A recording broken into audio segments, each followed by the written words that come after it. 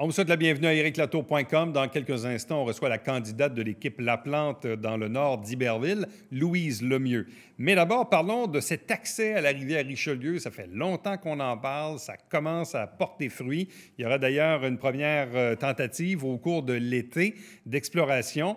Et c'est le projet de cette coopérative Allô Richelieu qui est lancé cette semaine. On en parle à l'instant.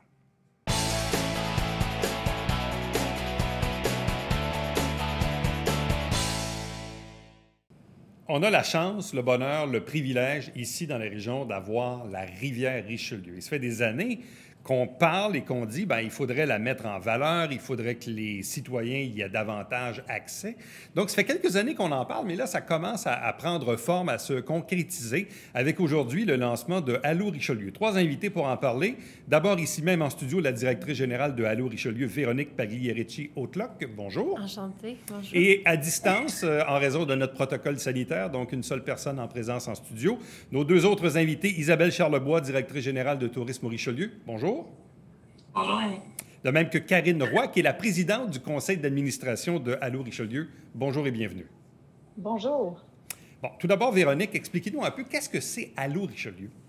Allô Richelieu, c'est une coopérative de solidarité nouvellement depuis le printemps. En fait, c'est le long de la rivière Richelieu, ce sont des municipalités, des entreprises privées et Tourisme Richelieu qui se sont rassemblés pour créer 30 km d'expérience le long de la rivière. Alors, on a la municipalité de Noyant, on a la municipalité de Lacolle, on a la municipalité de Saint-Jean-sur-Richelieu, de Sabrevois, d'Henryville. On va avoir le Saint-Blaise-sur-Richelieu, puis aussi Saint-Paul-de-l'Île-aux-Noix.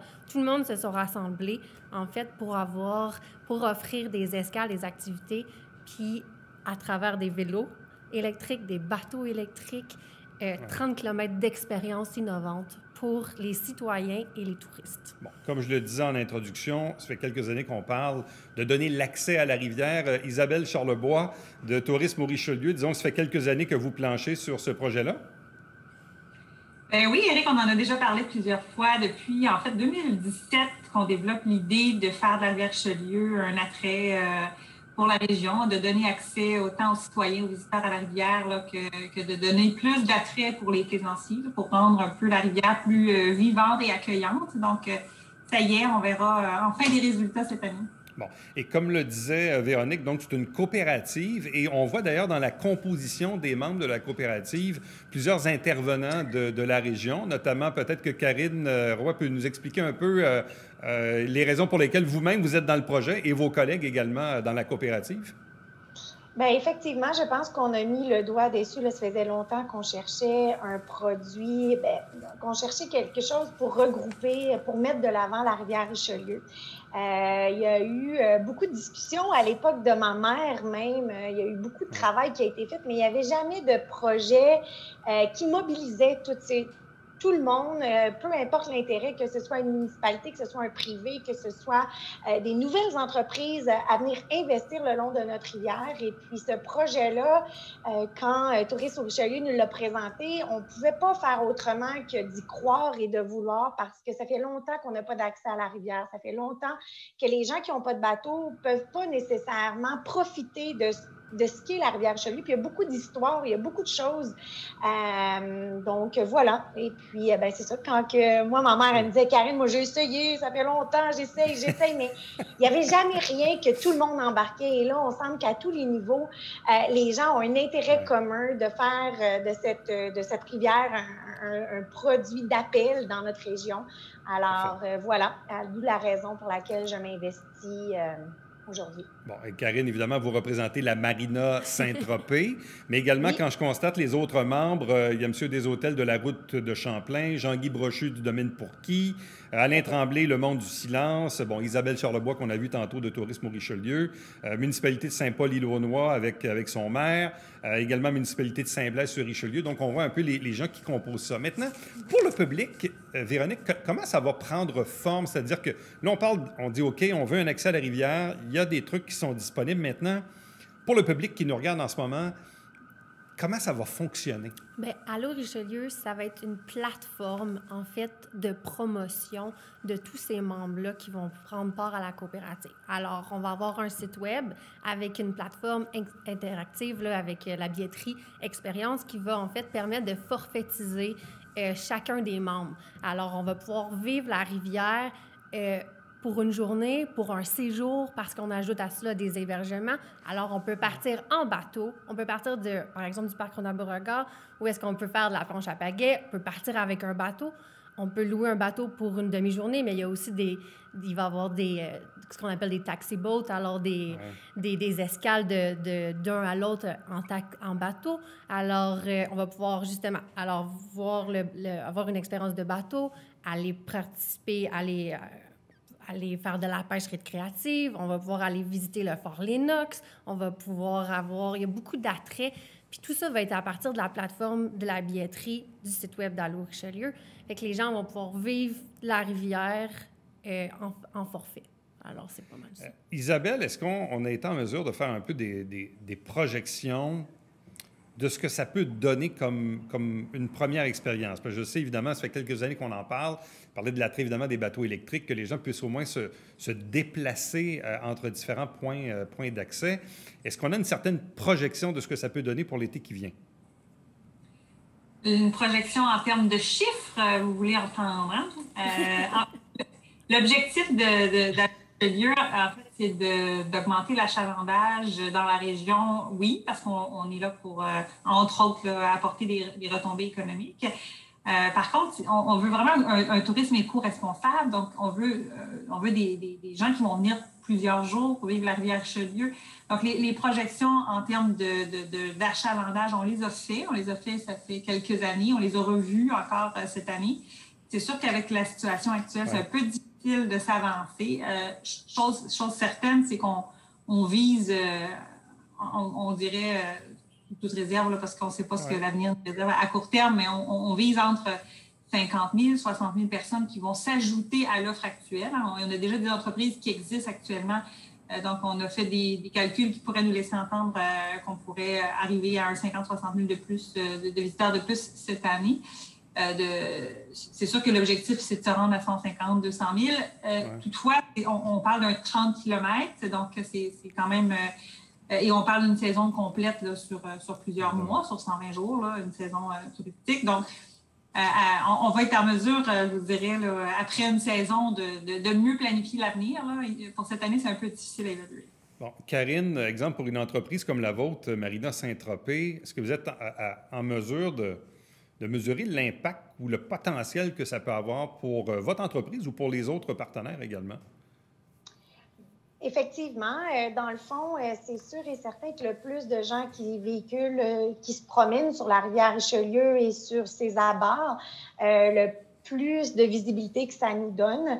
Nous, on anticipe des retombées économiques assez importantes qui va juste faire le petit plus-value qui fait qu'encore une fois, ça devient rentable.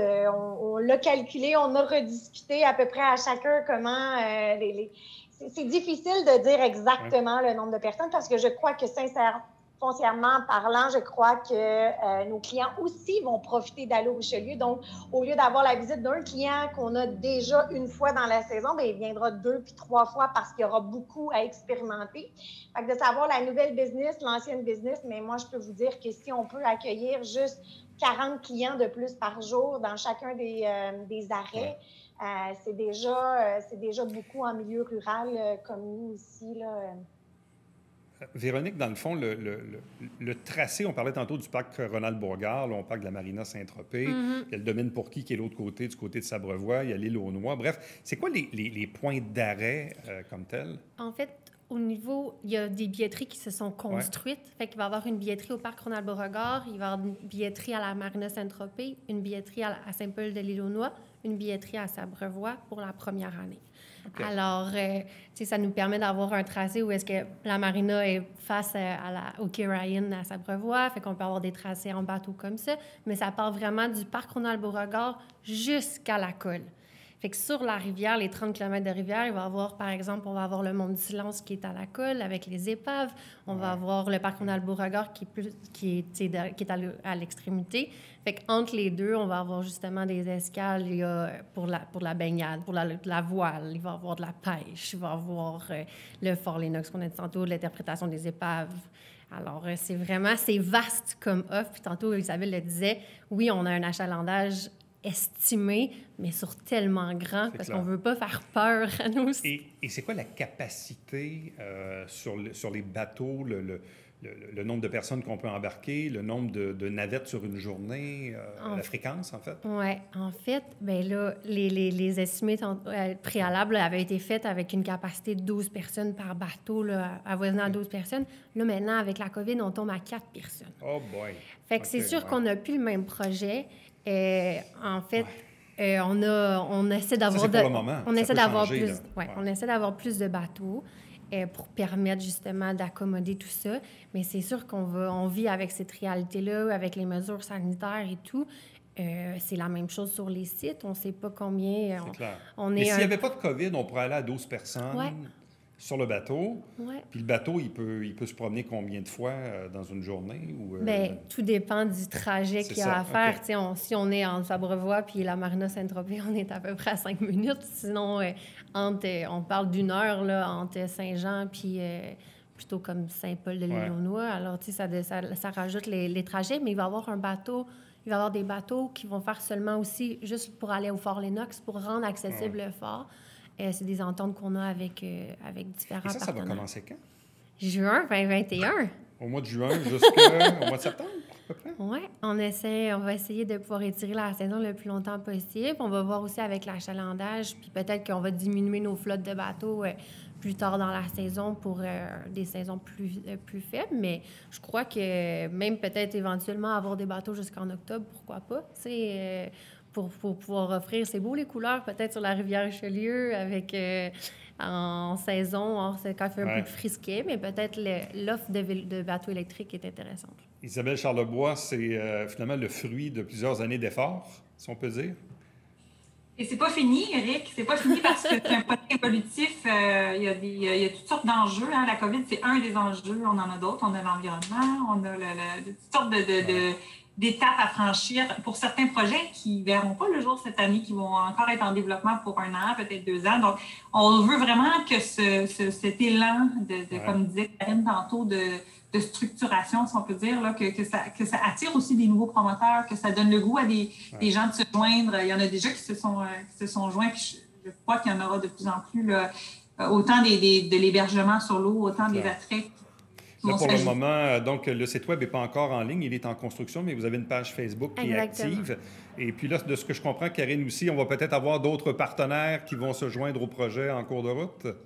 Bien, effectivement, le projet, l'année passée, on en a parlé, le projet n'a même pas vu le jour, puis on a déjà des nouveaux investisseurs avec une nouvelle offre qui vont déjà participer en 2021. Alors, je peux juste imaginer que 2022, 2023, on aura encore plus d'offres pour aller attirer plus de visiteurs. Bon, bien, à vous trois, merci infiniment. Puis, meilleure des chances, évidemment, pour la suite, en souhaitant, bien sûr, que les gens, évidemment, participent à tout ça. Je pense que ça va être fort intéressant. Donc, un gros merci à vous tous d'avoir participé aujourd'hui. Merci beaucoup. Merci à vous. Restez avec nous. Au retour, politique municipale.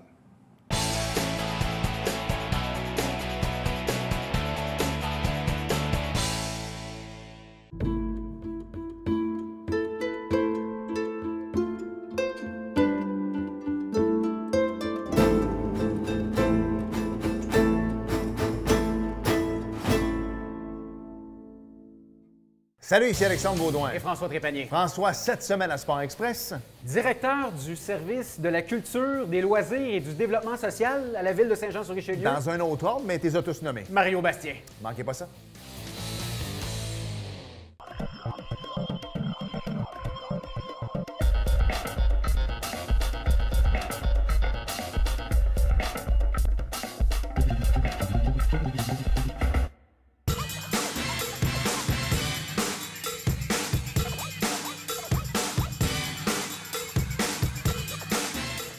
Dimanche, 9h30, Télé Bingo. On vous attend.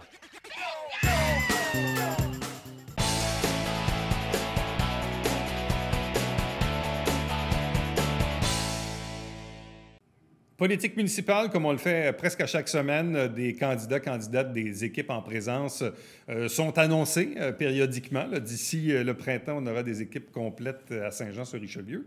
Et aujourd'hui, on se transporte du côté d'Iberville, la partie nord, Iberville-Saint-Athanase, avec la candidate de l'équipe Alain Laplante, Louise Lemieux, qui est avec nous. Bonjour et bienvenue. Bonjour, merci beaucoup de me recevoir. Bon, c'est une deuxième expérience parce que vous étiez également candidate en 2017 dans le même district, mais à titre d'indépendante. Et là, qu'est-ce qui fait que, vous revenez? Parce que là, vous avez une première expérience, vous savez c'est quoi faire de la politique, puis tout le sacrifice que ça demande aussi. Et pourquoi revenir en équipe cette fois-ci?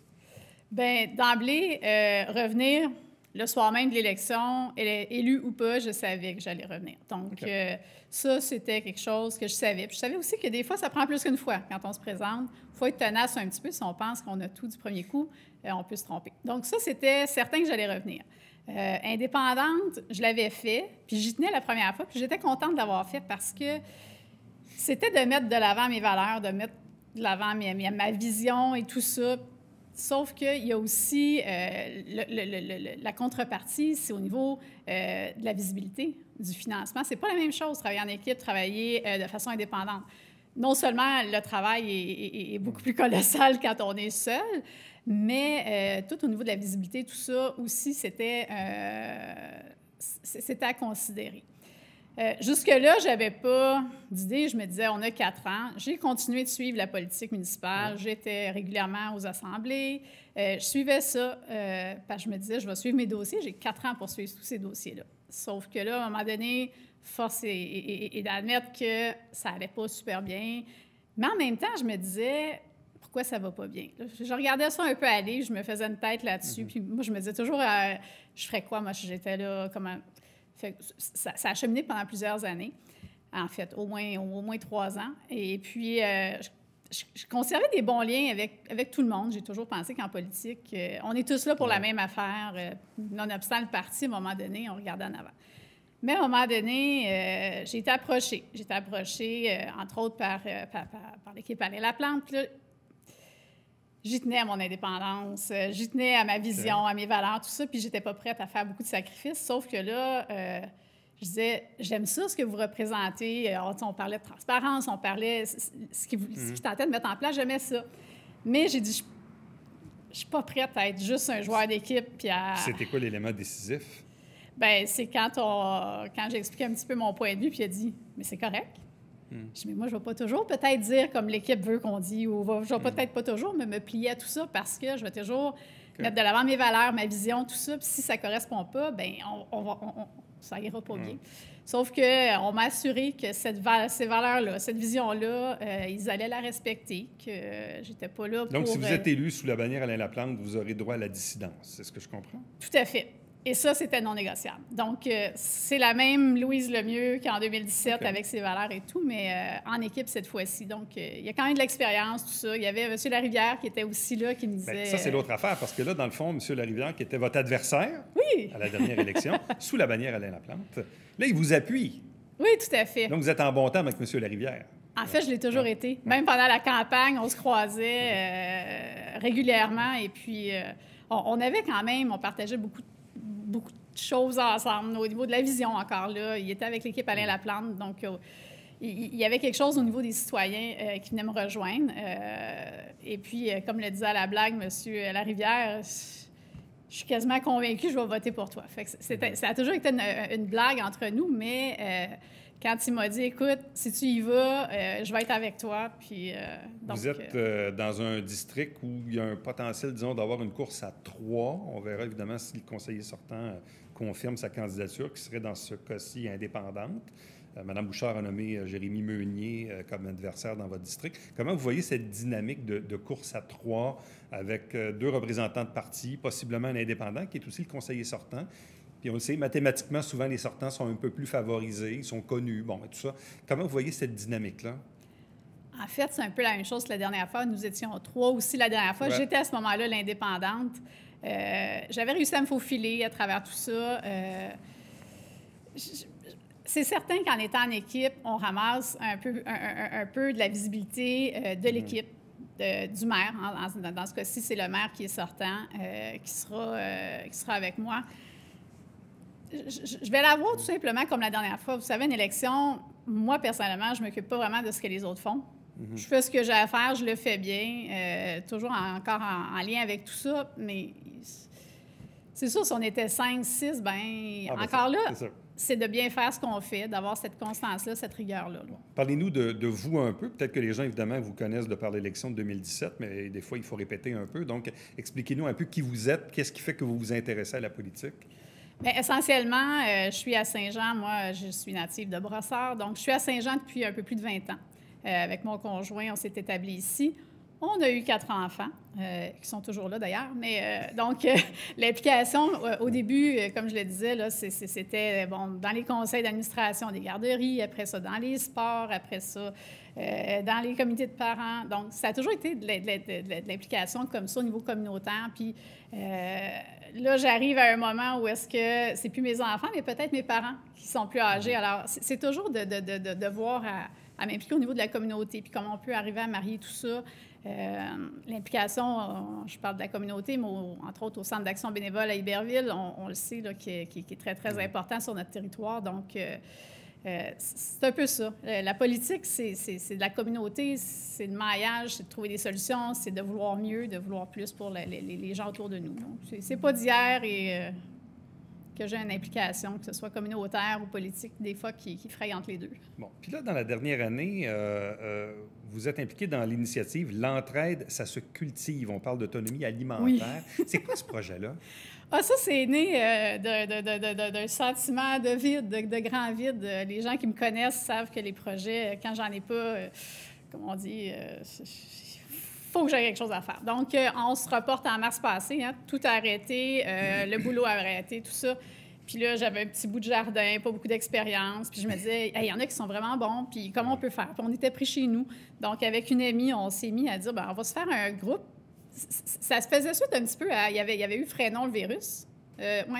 Freinons le virus, en tout cas, je me souviens pas exactement du terme. Puis là, je me disais, c'était tous des gens, c'était là pour s'entraider. Donc, je me disais, moi, si j'ai de la difficulté, bien peut-être quelqu'un pourrait m'aider, puis vice-versa. Puis j'ai trop... En tout cas, fait que ça a fait boule de neige, cette affaire-là. On s'est mis à avoir beaucoup de monde.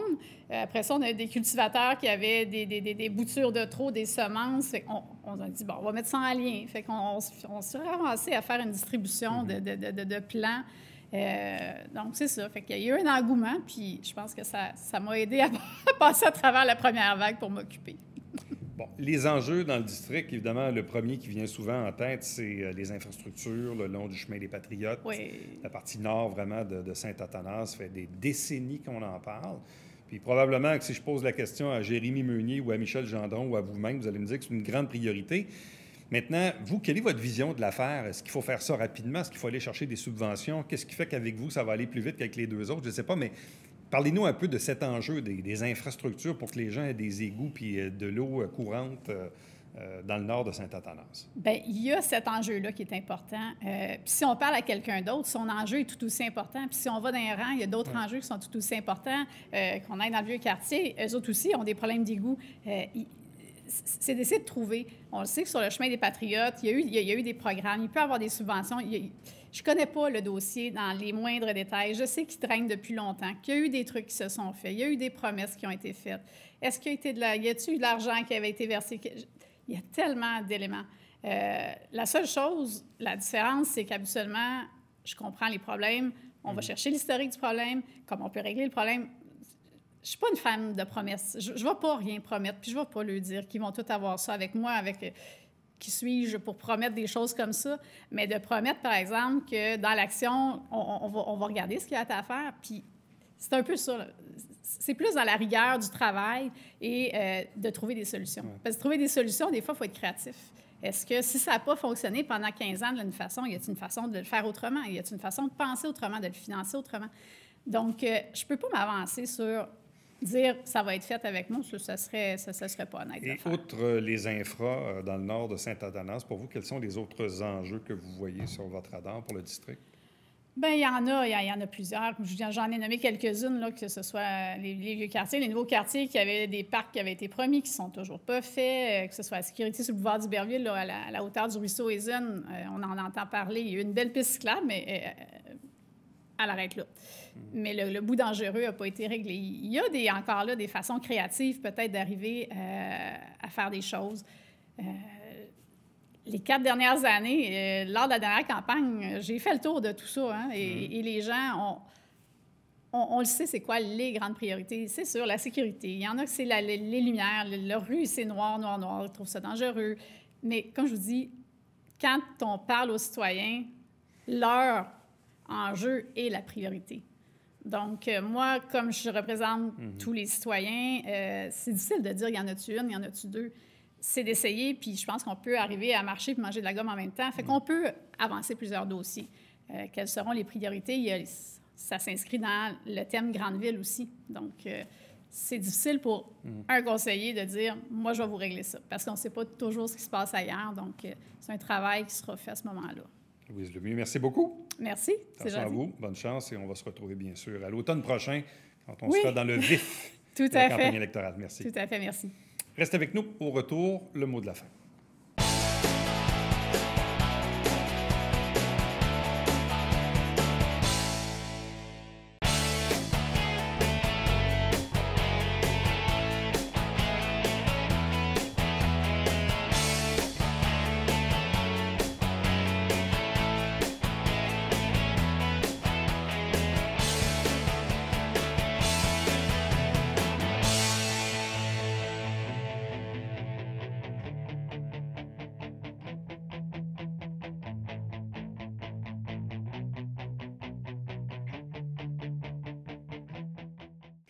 N'oubliez pas, demain, mercredi 10 mars, vous devez réduire vos rejets d'eau usée parce qu'il y aura des travaux à la station de pompage Champlain à Saint-Jean-sur-Richelieu. Ça dure à peu près toute la journée, de 6 heures le matin à 6 heures le soir. Et c'est au moins 50 à 60 des eaux usées qui passent là à travers la ville. Donc, on réduit les eaux usées demain. À demain. Bye-bye.